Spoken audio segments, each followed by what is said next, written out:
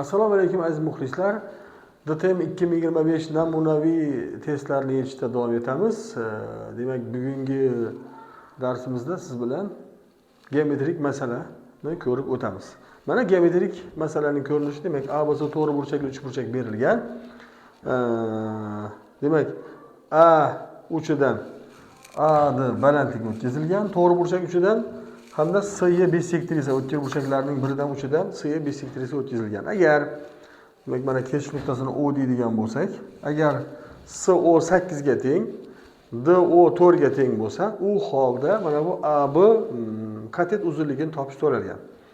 Endi e'tibor beramiz. Mana bu bisektrisa bo'ladigan bo'lsa, mana buni alfa deydigan bo'lsak, demak mana 4 bo'lyapti, mana bu 8 bo'lyapti. Mana bu yerga kesib olaman uchburchakni.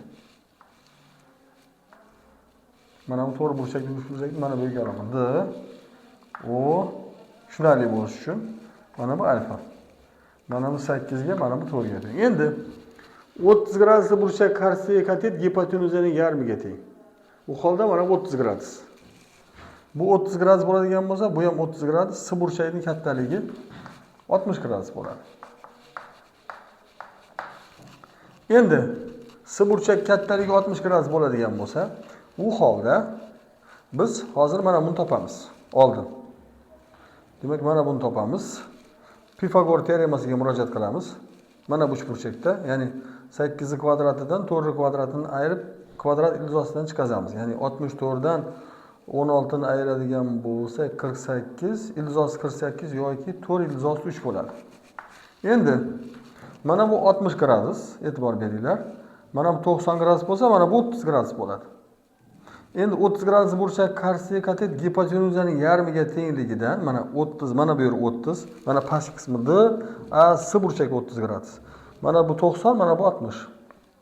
Demak, mana 30 ni qarshisidagi gipotenuzaning yarmiga teng bo'ladigan bo'lsa, mana bu 8 ilizosi 3 bo'ladi. Endi kelinglar bu uchburchakni mana bu yoqqa yana bir marta olaman, tushunarli bo'lishi uchun. Mana bizda 60 gradus bo'ldi. Demak, mana bu B uchi, mana bu S uchi, mana bu A uchi. Mana bu 8 ilizosi 3. U holda mana bu yer 30 gradus. Endi 30 gradus burchak qarshisiga katetga qaraganda 60 gradus burchak qarshisiga katet ilizosi 3 marta katta bo'ladigan bo'lsa, u holda AB teng 8 ilizosi 3 ga ilizosi 3 ni ko'paytiramiz. U holda natija 24 ga teng bo'ladi. Demak, AB katetning uzunligi 24 ga teng ekan. Shuning bilan videomizni yakunlaymiz. E'tiboringiz uchun rahmat, salomat bo'linglar.